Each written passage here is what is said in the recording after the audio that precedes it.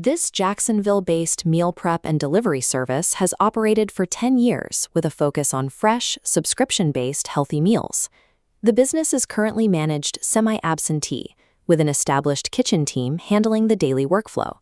Based on 2026 annualized data, the operation generates $109,982 in owner's benefit. This established structure allows a buyer to take over a profitable concept with immediate, steady revenue. The revenue model relies on a subscription-only customer base, protected by order minimums that maintain profitability across the menu. This chart compares the $305,975 in annualized income against the projected owner's benefit of nearly $110,000. A dedicated staff manages all food preparation within the facility.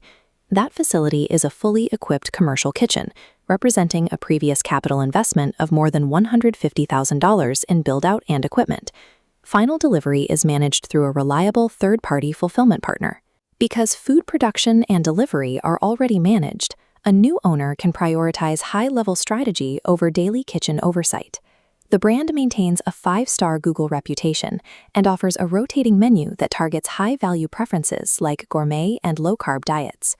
The existing operational infrastructure currently has the capacity to support higher order volumes. This matrix identifies 4 specific routes for expansion.